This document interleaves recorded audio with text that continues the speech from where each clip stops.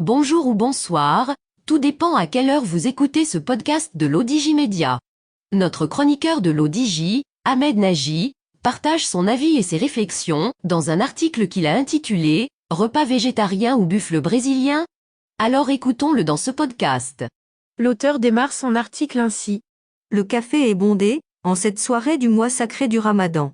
Rachid, le fantasque serveur à la moustache Zapata, me fait signe pour m'indiquer une table au fond de la salle enfumée. Les accoutumés au tabac semblent déterminés à compenser toute la nicotine qui leur a fait défaut pendant la journée de jeûne.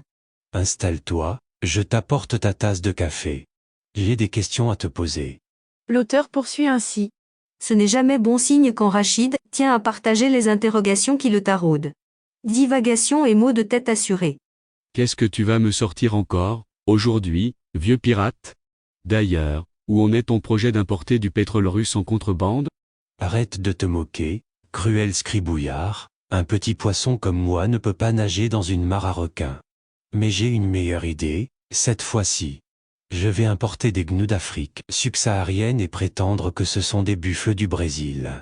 Il te faudra une autorisation pour importer du bétail sur pied, je doute que tu puisses l'obtenir. Parce que tu crois que je vais les transporter par bateau et les débarquer légalement dans un port? Tu es naïf. Je t'ai pourtant déjà dit que les étendues océaniques sont la chasse gardée des gros requins, insatiables par ailleurs. Non, je vais recruter des migrants clandestins subsahariens pour qu'ils convoient mon troupeau de gnous à travers le désert, en passant par Guergarat, heureusement sécurisé par notre armée. Je renoue avec nos traditions ancestrales de commerce transsaharien. C'est de la géoéconomie. Cela dépasse tes capacités d'entendement, pauvre plumitif. Si ce n'était le ramadan, j'aurais dit que tu es ivre. Donc, je penche plutôt pour une surconsommation d'herbes hallucinogènes. Tu dois changer de dealer, celui qui te fournit actuellement doit sûrement couper son shit avec des barbituriques. Tu dois lever le nez de tes lectures et regarder la réalité.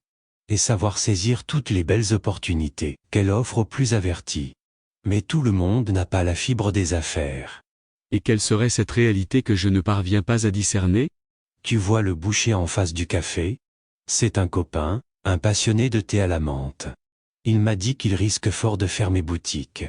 La viande est devenue si chère que certains de ses clients sont devenus végétariens.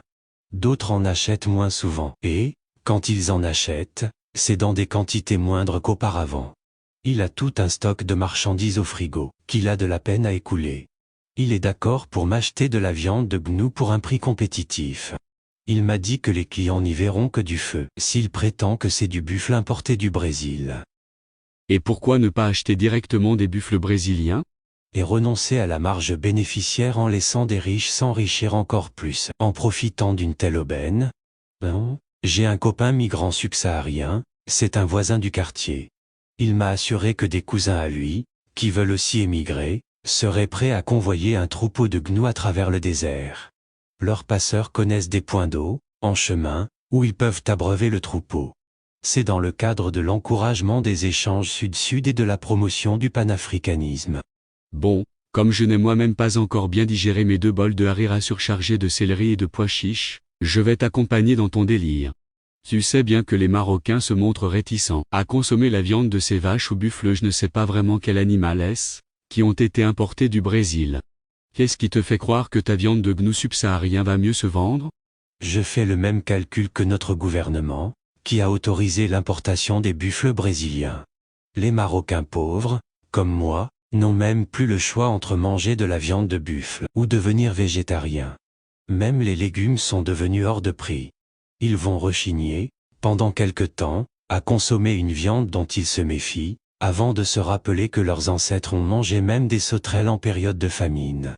De toute manière, ils s'estiment déjà heureux de ne pas manger de la viande d'âne ou de chat comme les voisins de l'autre côté du Wadi. Tu me fais peur avec tes propos. Ne t'inquiète pas, j'ai quand même des principes que je respecte. En fait, pour tout avouer, j'ai bel et bien pensé exporter des ânes et des chats aux pays voisins de l'Est. Il paraît que les gens là-bas raffolent de leur viande. Mais franchement, j'ai eu pitié de nos ânes et nos chats, ils ne méritent quand même pas un tel sort. Et puis c'est cher, voisins sont déjà suffisamment stupides comme ça. Une ingestion excessive de viande d'âne pourrait avoir des conséquences géostratégiques désastreuses. Pour en revenir à notre marché local, je pense louer une baraque en périphérie urbaine et l'aménager en abattoir clandestin. Ce qui m'inquiète, c'est que les gnous subsahariens, comme les buffles brésiliens, semblent n'avoir que la peau sur les os.